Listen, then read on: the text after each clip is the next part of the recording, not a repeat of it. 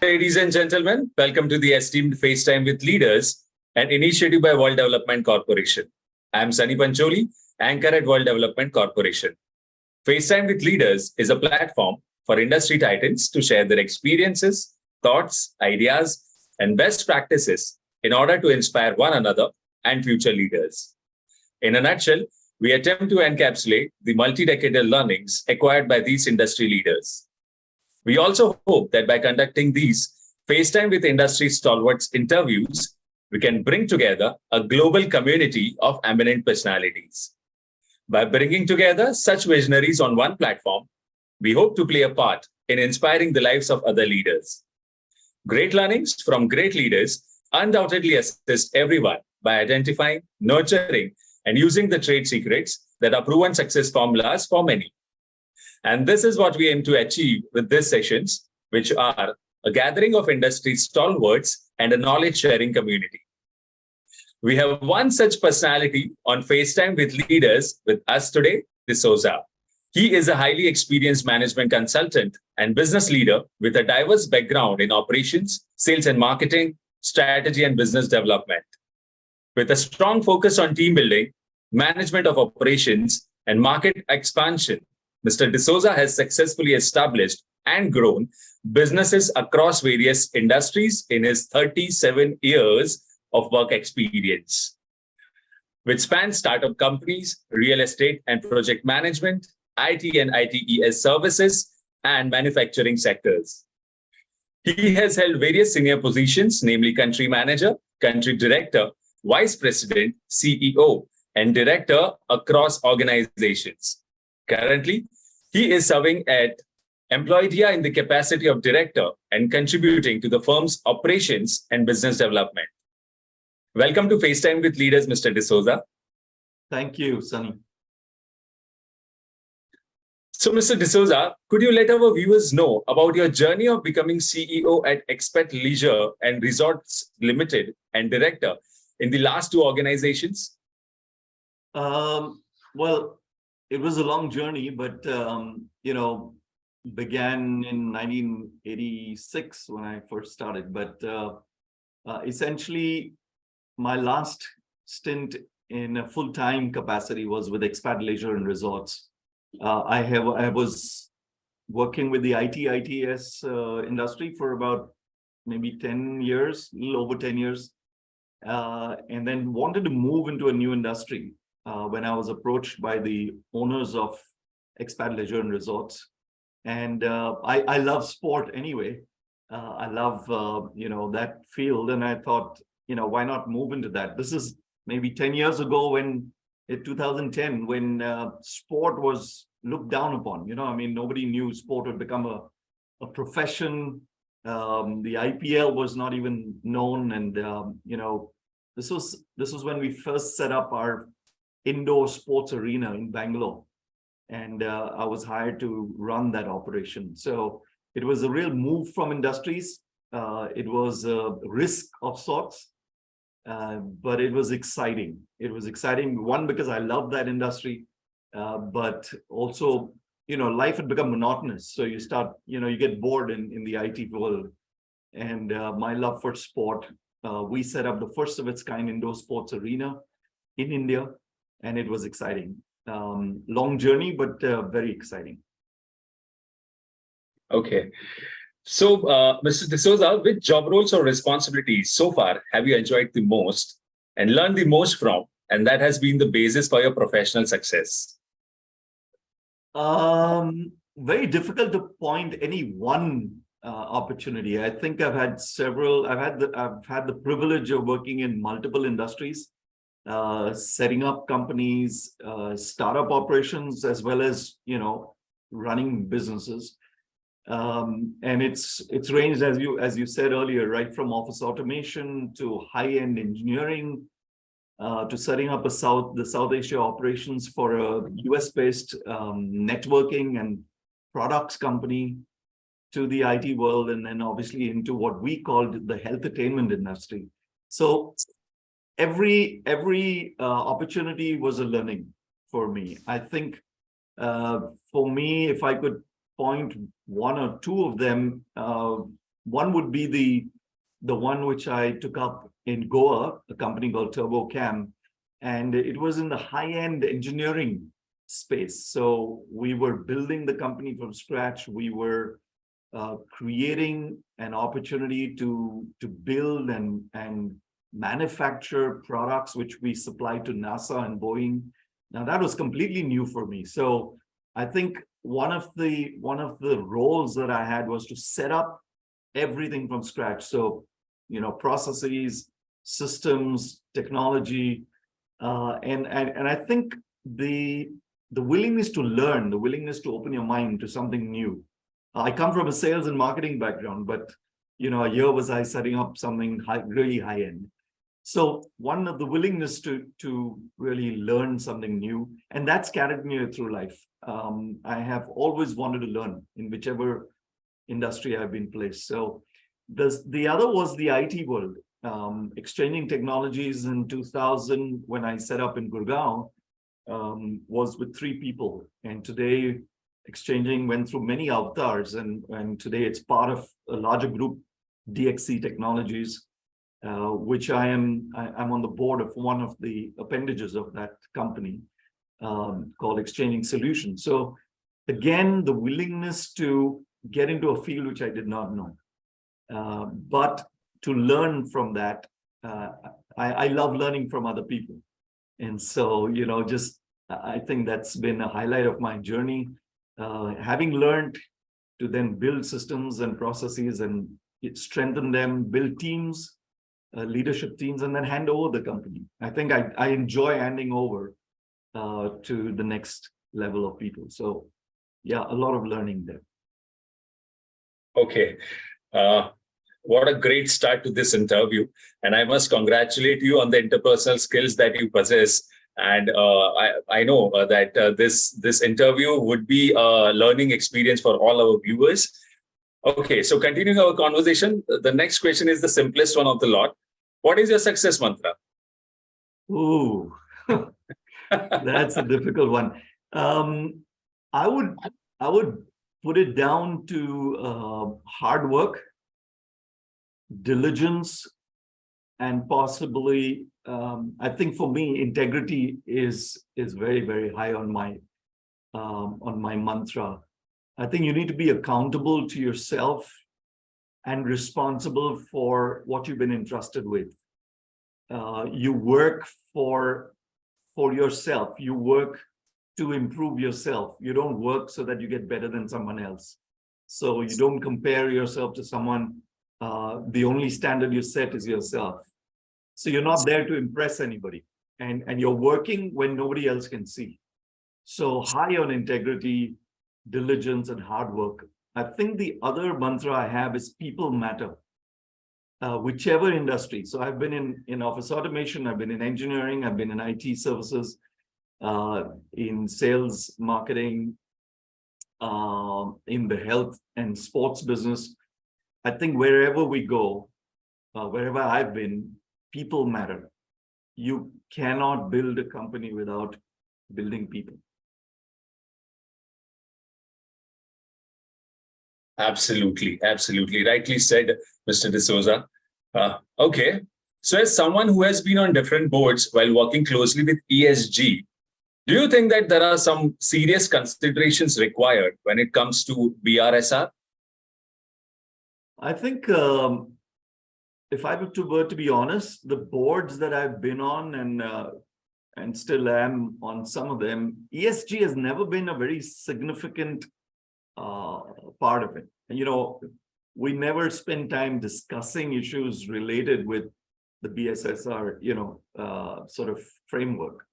I really got exposed to ESG with the program that you guys offered, where the Directors Institute offered the program. And I thought, this makes a lot of sense in this stage of my life, where I've been involved in building businesses and building companies over the past couple of decades. I have never directly confronted ESG. I have never directly got involved with the ESG field. And one of the things that impressed me about the program was that it said at this stage of life, it's time you give back. And I thought this whole area of ESG is so critical to life today. Forget about industry, but to life. And I think it's vital that we give back to society, to stakeholders, to people. I think we need to give back to the next generation. My mantra, another mantra has been, what am I leaving behind for the next generation? What am I leaving behind as a heritage? And that attracted me to this field of ESG, to say, what are we doing about the environment? What are we doing about social issues? We're so keyed up to make profit. And of course, profit is high, number one, and you need to make money to run the business. But we cannot take for granted the consequences of our actions today. So what we decide today, we must be aware that there'll be implications for generations to come. We must become responsible citizens and leaders who not just pioneer the way forward, but you're accountable for what you do. You're accountable for the decisions we make today. And so, yes, profits, because that's the lifeblood of any business, but the impact that your decisions have on society must be a bottom line. And so I've really been exposed to ESG through doing the program with Directors Institute, and now really just become more aware of the responsibility that I have as a business leader, as someone that has been in the industry for so long, and frankly didn't care.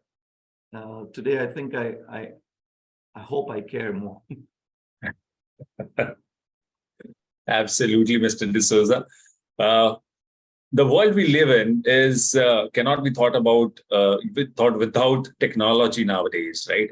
Technology is everything and everywhere. Yeah. So here is my next for you. What are the most significant changes with technology you have seen in any of your industries or business facets, and what do you see ahead with the advent of technology like IoT, AI, ML, blockchain, Web 3.0, big data, etc., etc.?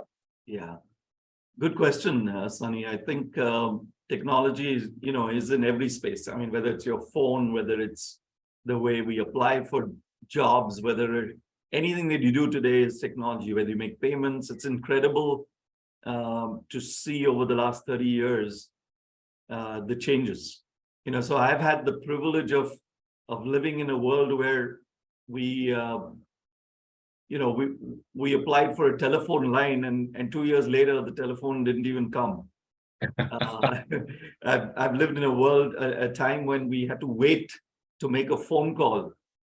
We had to book a phone call. If I were to talk to you in Bombay, I would have to book a call and then be only allowed 3 minutes to talk.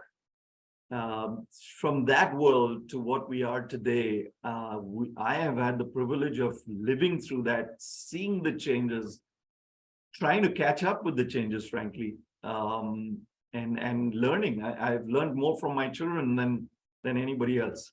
And so when we get stuck, we just reach out to them. So, of course, I've lived through these rapid changes, and it's happened only in 30 years. In the early days, we would write letters. Today, if you don't respond to me in 5 seconds after I've sent you a message, we think something's wrong, right? Right. And who's to tell where we're going?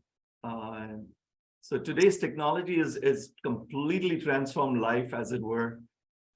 We live in a world when time and response matters. I cannot wait any longer. People can't wait for a reply. People can't wait for you to respond. All of this has been made possible, I think, because of the internet. That was the beginning of the change.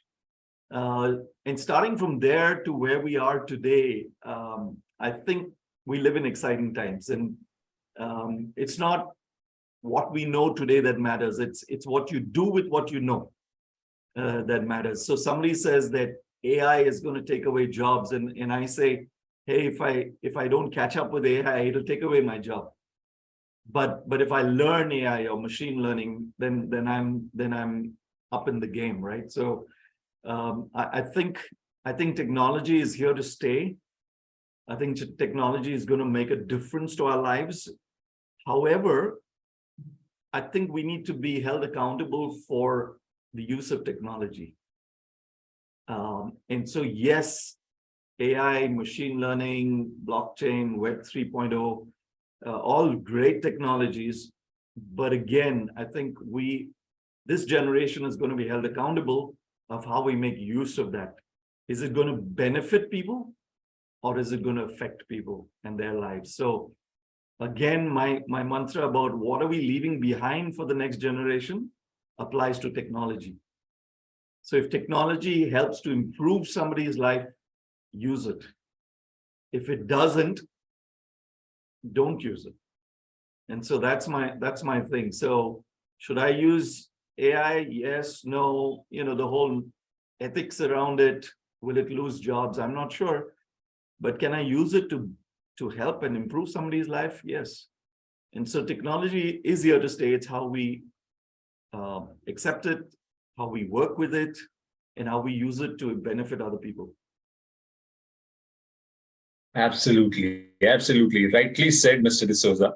And we should always embrace change, and the changes that are happening in technological space is for to stay. And the people who will embrace the change will have a longer run compared to people who are, adamant of not adapting to the changes.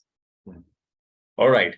Mr. D'Souza, since you are now an ESG expert, what values do you aim to inculcate from your existing into your new role?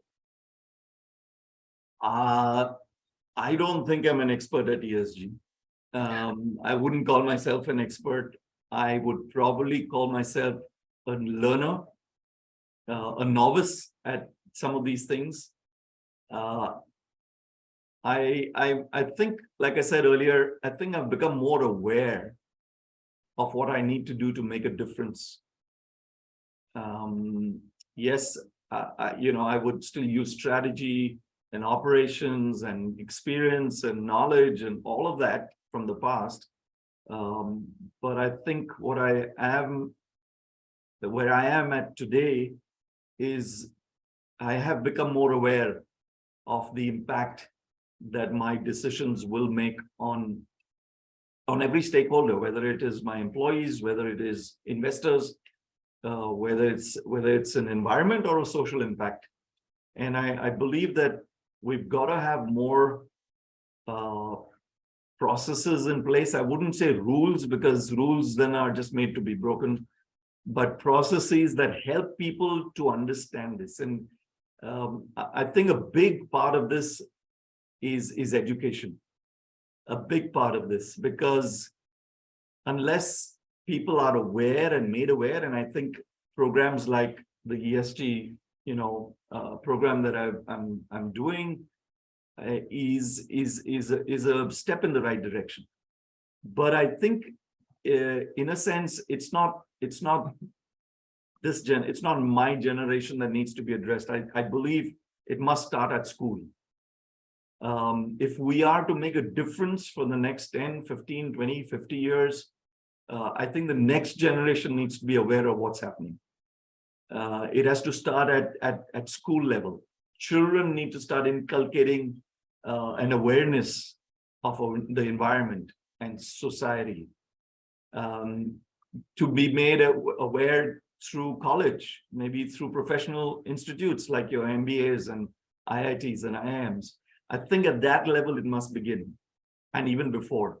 So children now need to be made aware of environment and society, and the impact that what they do is going to have on the next generation. So corrections and amendments need to be made at that level.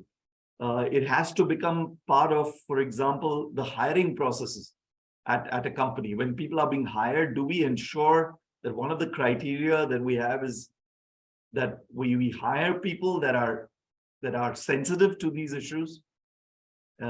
Perhaps maybe not everybody is. So do we have training programs to help people when they get hired and employed as part of the induction process, to make people aware of the governance issues around ESG, right? It starts at home. It starts at how do I segregate waste? What is biodegradable waste? What are materials that, the ownership is on individuals. Organizations like yourselves can continue to impact, the corporate world, but I think it must begin as a cultural change. Look at some societies across the world. I think they are so aware of not throwing stuff around, right? Why is it that we as Indians, go abroad and behave ourselves? You know what I mean? Because the culture there has been built that way. There are people who are aware that by throwing or stuff on the road, you're harming people. Waste material, spitting on the road, simple things like that. I think it's a cultural change. It's not by putting more rules, nothing's going to change. Right. So I think it's an education process. It must begin at the school level. It must begin at home. It must begin with everybody out there. It's not just at the corporate level. So I just wanted to say that I think I'm hoping that with my awareness, and I as long as I have to live, to be able to make other people aware of such implications and the importance of ESG. So not yet an expert, but I hope other people will become experts by what I do and say. Well said, Mr. D'Souza. Okay, so continuing our conversation, here is my next question to you. That we are building the global thought leaders community for cross-pollination of knowledge and a community of independent directors for having better ESG governance in the country. So what are your thoughts about this initiatives taken by the WDCT? I mean, like I said in the beginning, I think one of the things that attracted me to take the ESG program through the WDC and Directors Institute was because I became aware of what is the need of the hour. And so I think you're doing an amazing job in terms of making the awareness known. We need to put more effort into bringing like-minded people on board together so that this endeavor will not just be, a flash in the pan. It's got to be long-term. I think it needs to be sustained. It cannot change in one generation. I believe this has got to be long-term. I of course want to say thank you to the WDC team for introducing such courses. I believe bringing like-minded people, the community together, and thought leaders in this space, and it's got to be thought leaders in every field, right? It's not just corporate. There's got to be government. It's got to be education. It's got to be social impact, in organizations. And all I want to say is wish you all the best. Whatever we can do, we will help. But I think it's an incredible task that you've taken up. Thank you so much. And I'm sure that our viewers would learn a lot from this interview. Obviously, you cannot share 3 decades of your experience in just 20-30 minutes. Yeah. That's an impossible task. But yes, whatever you have shared, it's just tip of the iceberg. And it's a great start for our viewers to start learning, and a good, insightful interview.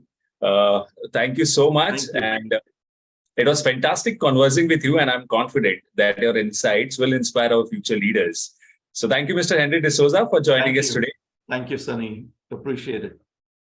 Wish you the best for your future endeavors. Thank you. Thank you so much. Have a nice day.